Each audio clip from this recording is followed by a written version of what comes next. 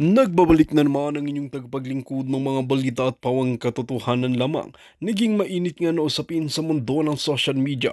Isang nakakagimbal na balita ang lumabas ngayon araw, kaugnay sa umano'y na pipimtong na pagpapatalsik kina Kuting at Lisa Tanas mula sa bansa. Ang nasabing hakbang ay pinaniniwala ang kaugnay ng mga kontrobersya na isyong kinasasangkutan nila. Ayon sa ulat, magagaya umano sila sa kanilang ama na una nang pinaalis dahil sa kahalintulad na dahilan. Hindi pa malinaw kung ano ang partikular na batas o alintuntunin ang nilabag ng dalawa, ngunit mainit na itong pinag-uusapan sa social media. May mga taga-suporta sina Kuting at Lisa Tanas na nagproprotesta laban sa desisyon. Naniniwala sila na ang pagpapatalsik ay hindi makatarungan at may bahid ng politika. Samantala, ang mga kritiko naman ay giniit na dapat pairalin ang batas nang walang kinikilingan. Sa isang pahayag, sinabi ni Kuting na handa siyang labanan ang anumang desisyong hindi umano makatuwiran. Si Lisa Tanas naman ay nananatiling tahimik tungkol sa issue, ngunit may haka-haka na magsasalita siya sa malapit na press conference. Ang sitwasyon ay naging masalimuot lalo na't lumabas ang mga dokumento na sinasabing may kinalaman ang kanilang mga aktibidad. Ang gobyerno ay mariing itinanggi ang anumang maling gawain sa proseso ng desisyon. Ayon sa mga eksperto, ang kaso ay maaaring maging precedent para sa iba pang kahalintulad na sitwasyon. Patuloy na sinusubaybayan ng publiko ang isyu, lalo na't inaasang magkakaroon ng legal na laban sa kabila neto. Marami ang nagtatanong kung may pag-asa pa bang maiba ang desisyon. Ang isyu ay nananatiling mainit at inaasahan magdulot pa ng mas maraming diskusyon sa mga darating na araw. Well mga kaibigan, para nga sa karagdagang impormasyon, panoorin nga natin ang buong video. At kung bago ka pa lamang sa akin channel, huwag kalimutan i-click ang subscribe button at notification bell para lagi kang updated sa ating mga bagong video. At para sa sulit viewers natin dyan, maraming salamat sa walang sawang pagsuporta. Sila ang nagpapatakbo. Inapoint pa nga muli si Vener Bakiran. Pinapoint niya last year. Ayan, ipinangalanan na yan sa privilege speech ni Ping Lacson na yang si Bakiran, yan si Rubio ay mga sangkot sa smuggling business. Pero sino ang inyong Bureau of Customs? Si Rubio. Oh, anong ginawa kay Bakiran? Ano ba ang posisyon na ginawa sa kanya? June 2025, si Bakiran ay inappoint bilang Deputy Commissioner ng Bureau of Customs, mga palangga. So ang nagpapatakbo sa inyo, mga palangginging, ay mafia. Mafia. Oh, September 28 or 29 pa daw po yung isda at ngayon lang inilabas, sabi ni Ana. O ya, okay, tamo, September 28. Bulok na yan. Meron na yung ano tawag dyan kapag matagal nang na-frozen? Frozen, freeze, I forgot the word. Can you comment? Meron yan kapag matagal na, September, October, November, December, meron yan na hindi na siya safe kainin. O pwede siyang kainin parang tawid gutom na lang. Di ba? Botcha. May English term. I can't think right now. Okay? Ping Lacson, sino man, okay? Okay, remember, they've run the Philippines under martial law. Yes, palangga. Boy Villohan. Lahat ng smuggling may commission dyan si Lisa Tanas. Exactly. Hindi nila inilalabas yan, mga kababayan. Wala silang ilalabas dahil yung pagnanakaw nila, pagsasmuggle nila ng lahat, hindi lang ng isda. Protektado nila ang smuggler. Wala pong ilalabas na smuggling na ano yan? Ano? Yun nilagay sa patay? Ano yun? Formalin? Hindi. Formalin. Yung pag too much freezing. Ayun, freezer burn. Thank you, Daisy Digamon ko na yan. Freezer burn. So may freezer burn na yan. Parang may ganun-ganon. It's not that safe, pero pag kaysa naman mamatay ka sa gutom, kumain ka na lang ng isdang may freezer burn. Di ba? So kung September yan, based doon sa nag-comment, walang formalin yun, Che. Patay yung mga tao nun. Pangpatay yun si Che Guevara. Pag formalin yun, tangin na. Lahat ng 26,000 na kumain, gur-gur lahat yun. Diba? Di ba pabilis ang pag-ano ni Bangag Jr.? But ganun pa man. Diba? Balikan natin yung mga involvement. Diba? Involvement ni Marcos Jr. sa smuggling. Remember, January of 2023, nung nagbidabidahan, I think, okay, nagbidabidahan si mag-amang Swansing patungkol dito sa right. Ito. Ayan. Nagbidabidahan si Swansing patungkol sa ayan. Ito, 2017. Lacson speech on alleged corruption at the Bureau of Customs. Hindi natin babaysahin yung buong speech niya. Yung title ni title ng kanyang privilege speech ni Lacson na may kita sa ano ba 'yon sabi niya dito. Anyway, kita. Sabi niya kitang-kita, okay? Binanggit niya dito ang pangalan, hanapin ko lang Okay, Allow me to start with the list of alleged bribe givers or players. Ayun. Eto, ang sabi dito ay si si Bakiran. Itong John Diamante na pangalanan ito. Pinatawag ba ito si John Diamante? Viner Bakiran, number 20. Attorney Viner Bakiran, pinangalanan pa ni Lacson to noong 2017. May nangyari ba? Inappoint pa ngayon. Inappoint ni Noynoy, inappoint pa rin ni Bangag. Namamayagpag si Viner Bakiran sa smuggling. Mga palangga, hindi lang yan. Okay? Ito, balikan natin. Kasi nakakalimot kayong lahat. Alright? Remember this. Solon request house subpoena of individuals suspected of smuggling onions and other goods. Ito yun. Yung sa sibuyas pa lang pinag-uusapan natin. Swansing asked the committee to issue a subpoena for Michael Ma, Lujin Ang, John Diamante, at marami pang iba. This article was dated January 23, 2023. Ito yung sinasabi ko sa inyo na supposedly na hearing nila in aid of Jutang Genimis legislation na hindi nila tinuloy. 'Di ba? Dahil hinarang ni Lisa Tanas ni Bangag Jr. ang Senate at ang Kongreso at ang Senado. So wala nang pag-asa dito mga kababayan. Mafia na ang gobyernong ito. Kaya pati mga isdaya na back in September may freezer burn na ay binibigay pa sa taong bayan. Ang tingin sa inyo ay para kayo mga asong julol. 'Di ba? Ang aso kapag binatuhan mo ng bato, ng buto, ngangat-ngatin at ngangat-ngatin yan. Ganon ang trato sa inyo if that information was correct, mga palangga. Na ilan ba ang shelf life ng isda sa freezer? I don't know kung ilan ang shelf life. Google natin kung ilan ang shelf life. Shelf life. Okay? Dali lang.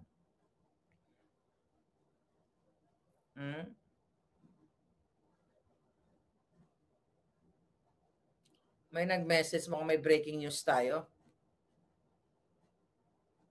Okay, ilan ang shelf life? Okay? Depende sa klase ng isda. Okay? Depende daw sa klase ng isda. So baka hindi lang September, baka last year pa yun. Baka 20 years ago. Okay, let's go. Alright?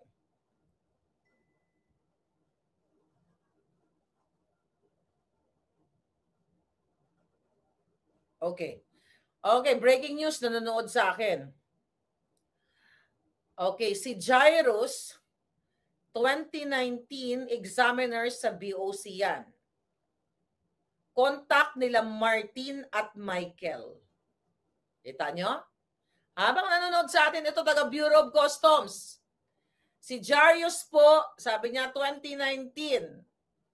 Okay, hindi natin alam kung anong apelyido ni Jarius. 2019, examiner sa BOC yan. Contact nila Martin, according to my source, at Michael. May grupo yan, si Jarius, sa loob ng BOC. May unpaid pa na company nila, Michael Ma, kay Jarius. Lumipat kasi sila ng grupo sa loob ng mas mura. Misdeclaration ang lakad. 2022, pina-appoint na si Jairus as Deputy Commissioner ng BOC sa Subic Port. Okay? Oh, actually, nakalaksulat ito sa book ni Attorney Vic Rodriguez. That's why you have to get your book. Okay? By the way, mga palangga, yung hindi ko pa pala nasasagot, okay? Yung hindi ko pa nasasagot na nag-inquire sa akin ng book, ayan, Attorney Vic Rodriguez, hindi ko pa nasasagot, magpasensya po, pero babalikan ko kayo, ha? Ayan. Andyan yung email natin. So, grabe, habang may mga nanonood sa atin taga Bureau of Customs, mga palangga, eto, ayan, nagre-react sila. Sino si Jairus? Alamin natin kung sino si Jairus. Jairus, okay. Alamin natin yung kanyang apelyido. Teka, message ko lang ito, magpa-thank you tayo.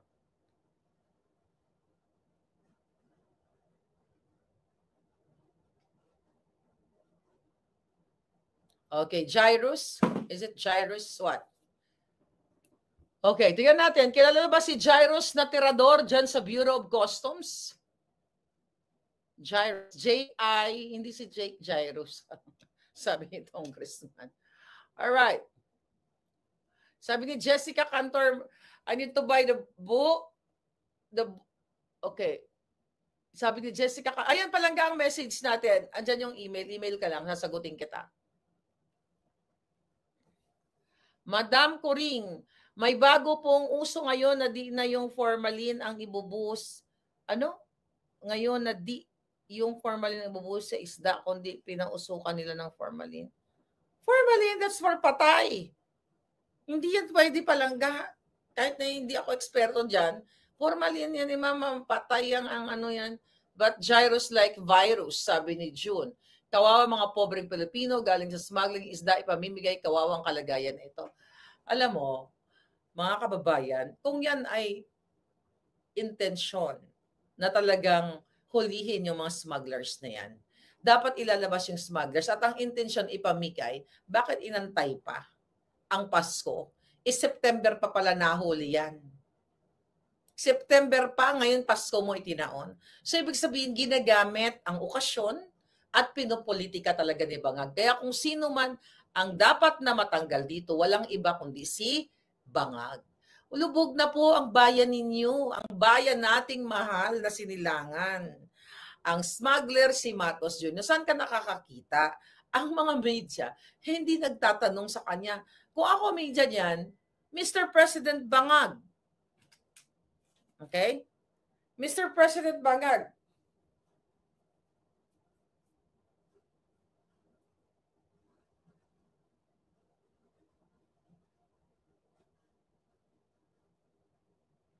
Yes. Huwag kang kabahan, palangga. Kasi love kita. Huwag kang kabahan. Alam mo naman ang iyong palangga. Okay? Alright. Yeah, that's true. Okay. Anyway, mga kababayan, mga palangga, wala na talagang patutunguhan ang inyong bayan. Tignan nyo si, let's go to ano. Okay?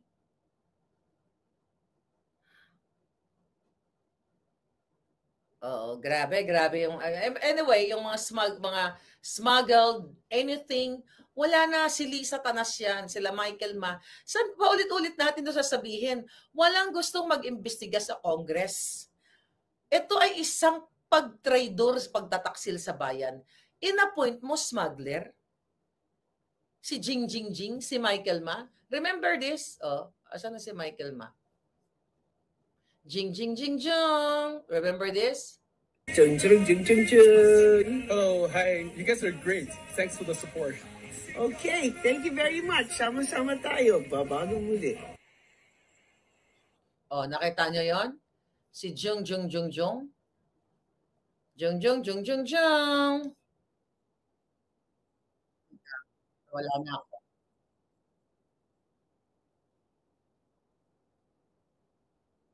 Di ba? Sasama-sama tayong babangon muli. Remember, yung greetings ni Lisa Tanas kay Robles nung birthday niya, sama-sama tayo maging milyonaryo. Talaga bang tulog ang taong bayan? Kailan nyo ba mamanahin ang tapang ng mga Koreans? South Koreans na napatalsik nila, I believe, di ba, na nagbotohan sa South Korea para i-impeach yung kanilang presidente. Dahil lamang doon sa luxury bags na tinanggap, o naregalo ba, sa binili, o yan, naregalo sa kanyang asawa. Sa Pilipinas, hindi lang luxury bags, Rolexes, luxury cars, and everything. Pero kayong mga palangga, kayong mga nasa laylayan, kayong mga middle class, tahimik lang kayo. Siguro talagang ganun ang kapalaran ng Pilipino. Hanggang bunganga lang kayo, no? Hindi ako kasali dyan. Hindi ako kasali hanggang bunga kasi tinaya ko na yung buhay ko dito eh. Na parang, okay lang yan. Ganun naman talaga ganun naman talaga ang gobyerno eh.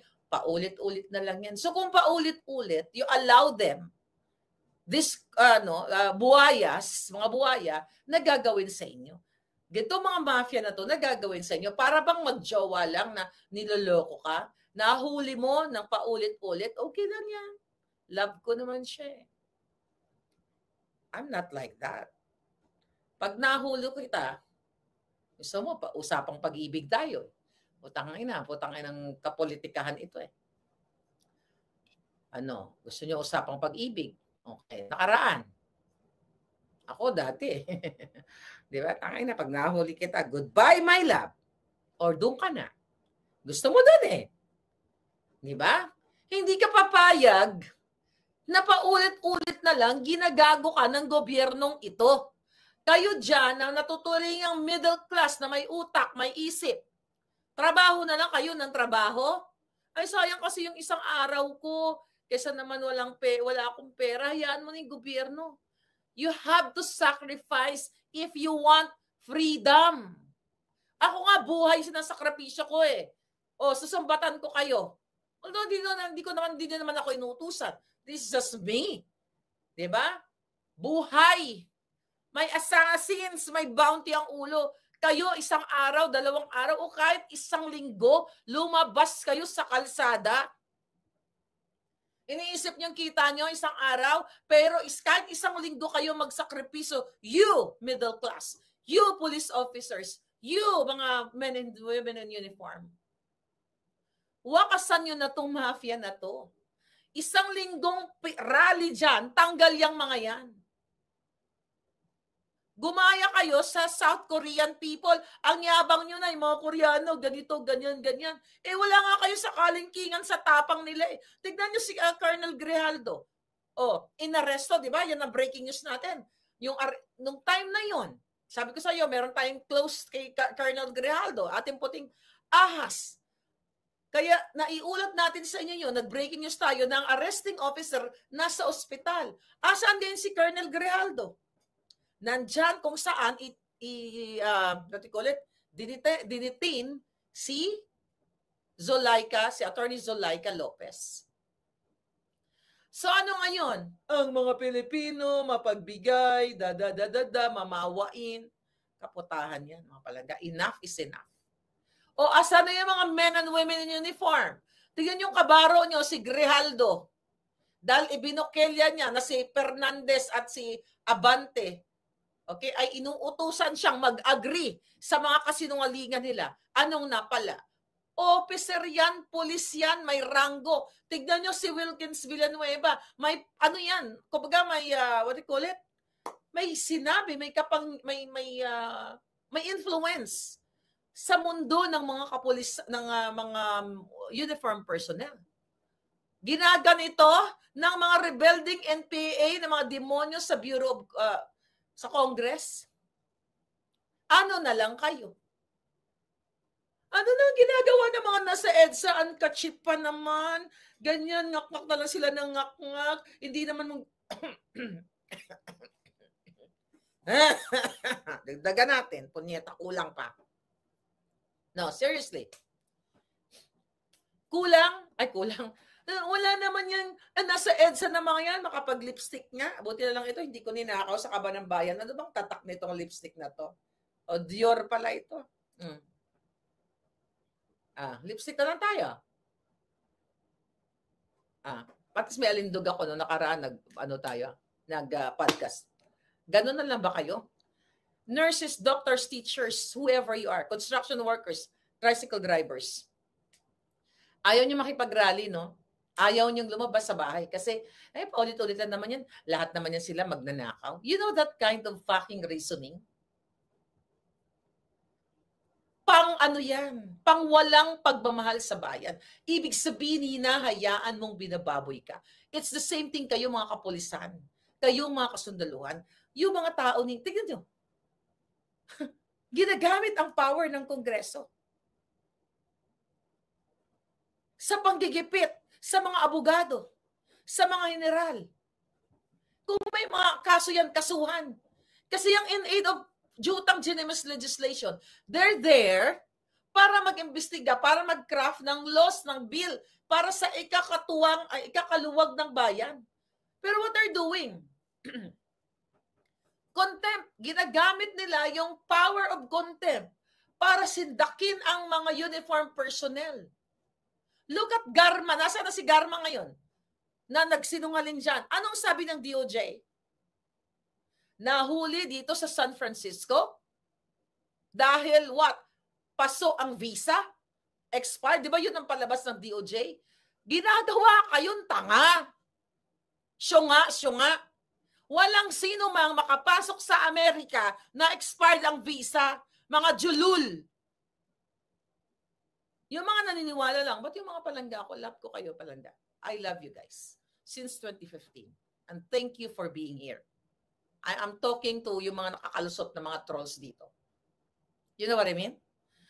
Sino nagpalabas? Di ba sumulat ako sa San Francisco. Here. Dito yata. Di ba pinakita ko na sa inyo yon? Okay, tignan natin sa sulat ko. Para lang tayong maalala nyo. Kasi pag nag-podcast ako, gusto nyo makita yung pulboronic ko, di ba? Okay? Oh yeah, oo nga. Okay, ito bigla kong, ayan. Okay. Ayan. Balikan muna natin itong si Jairus. Buti nakita mo pa ito palangga. Ito ay isa sa, kasabot ni Michael Ma, ito ay isa sa pinapa-appoint ni Liza Tanas. The list became the root of the friction between Rodriguez and Liza Araneta Marcos. Ito dito nga sa book na to. Nasaan ang book of Revelation? Ito, Kingmaker. Ito, sinad sa atin ni Palangga. Alright? Si ano pala, nakasulat dito ay si, pangalan niya, ito, Jairus Reyes. Yung kanina binanggit, nakasabwat nila Michael Ma. Ito, pina-appoint ni Liza Tanas. Nakasulat pa ito sa yung pangalan niya sa libro ni Attorney Vic Rodriguez. Ang dami, hindi ko na matandaan yun Palangga. Unless magpa-quiz si Attorney Vic, you have to get your book, okay? So anyway, mga kababayan, ano ba sinasabi ko? Ang sinasabi ko ay, what? Zian Liu, the Philippines House of Representatives has bastardized your country's constitution. Utterly disgusting and despicable. Chinese ka pala. Naintindihan mo ba nga? Sulti na ako. Alright? Hiram nung upload nilabas yun. Ano daw? Saya. Bago ako i-upload. Okay. Alright. So ngayon, eto na nga sinasabi ko sa inyo. Sabi ko nga kanina, enough is enough. Tapusin nyo na ito. Kayong mga military, kayong mga kapulisan, iniisa-isa na kayo. Alam nyo kung sino lang ang kalaban nyo? Si Liza Tanas. Si Bangag Jr., walang ginawa yan. 24/7, sumisingot yan. Tignan mo, kahit sa araw ng kagitingan, naiiwan ang mga residue. Ganyan, no? Itsura niya doon sa araw ng kagitingan. Tapos kayo, mga PMA-er, papayag na lang kayo? Ha? Napayag na lang kayo? Kayong, no, I'm talking to you, mga middle class. Kasi alam nyo, ito kasi, di ba sinabi ko sa'yo, may classmates ako, no? Aray ko. Nurse din dito sa, sa US. Kaklase ko siya. Nung nagsa-start pa lang ako nagbablog, sabi niya sa akin, bakit sabi niya, bakit inuubos mo yung oras? Bakit hindi inuubos? Why you spend your time talking about the corruption in the Philippines? Chuchuchucho. Wala na yan. Sabi niya gano'n sa akin. Wala na pag-asa Pilipinas. Paulit-ulit lang naman yan, mapapagod ka lang. Somehow, sabi ko gano'n. Pero, di ba? Actually, hindi nakakapagod, pero hindi pa rin ako napapagod. Alam mo ang sabi ko sa kanya? Hindi, ito pala sabi sa akin, okay ka na dito sa Amerika, magpayaman na lang tayo, palangga. Sabi niya, magpayaman na lang tayo. Sabi niya gano'n. Dito, sabi niya, naku, Pilipinas, wala na yan, mga kawatan, ganyan. I'm not that kind of person. I'm not that kind of Filipinos. You know? That klaseng Pinoy na nasa Amerika na, wala nang pakialam. Mapayaman na lang ako, uwi na lang ako dito sa Pilipinas, magbida-bida, magpa-show off ng bag na Chanel na hindi naman bagay sa mukha nung nagsusuot. Magpasosyal na lang ako ng ganito. That's BS para sa akin. That's BS, yung mga material na yan. Kailangan natin yan, pero not too much. Yung enough lang para sa atin. Bakit ko to sinasabi? Hindi ko rin alam bakit ako masyado akong pakialamera, bakit masyado akong naapektuhan sa buhay nyo dyan sa Pilipinas, na hanggang sa nagka-bounty na ang ulo ko, hanggang nag-hire na ng assassins si Lisa Marcos at si Marcos Jr. at si Babes Romualdez, ang ambassador na nag-fix ng visa ng assassin sila according to my source, at mayroon akong affidavit niyan. I don't know. Samantalang kayo, dyan sa Pilipinas, yung iba niya, no, forget about Bangag. Okay na yan si Bangag. Hayaan mo na siya. Bangag pa rin naman. Lahat naman yan magnanakaw. Then, you enjoy na lang your life. Na nakakarimarim sa gabi. Alam mo yan, you enjoy your life na nagbibitbit ka, na hindi mo nga ma-enjoy yung Chanel mo Makakalakad ka ba sa slums of Tondo o sa Cubao na naka-Chanel ka or naka-Gucci ka? Kasi baka isnatin agawin, di ba? Hindi mo ma-enjoy ang buhay mo sa Pilipinas. Even you have that luxurious brands, na-enjoy lang yan ng mga kawatang politikong di bodyguard, sino-show off sa mga party and everything. Pero hindi ka makakalakad sa sarili mong parke. Dahil takot ka. Na-enjoy nyo ba ang mga anak ninyo mag-park o man lang? Kahit sa loob ka ng mall, di ba? Ang pagbibitbit mo ng bag, what? Although wherever you go, you have to be very cautious talaga na nakalagay yung bag niyo. Pero sa atin, akap-akap mo yung bag mo. Kasi Chanel to, inutang ko to Putang ina, isang taong ko to binayaran. You know what I mean? Nasa point ako ng buhay ko ngayon, okay? Na hindi naman ako mayaman palangga. Hindi ako mayaman. Hindi kami, pero meron akong contentment na tinatawag. Doon sa mga girls na katulad ko na you admire with luxurious brands, enough is enough. Do you know, di ba nagbibenta ako ng mga bags? Alam nyo, lugi pa ako Why? Lahat ng pinakita kong bag sa inyo, sold na yon. Akin na lahat yon. Hindi pa tayo nakapag-live selling. Akin na lahat yon. Anyway, nandiyan pa. Ang anong ibig sabihin, hindi naman gano'ng kamamahal yun, $200, $300, $400. Ang pinakamataas doon, $800. But anyway, ano yung message na sinasabi ko sa inyo?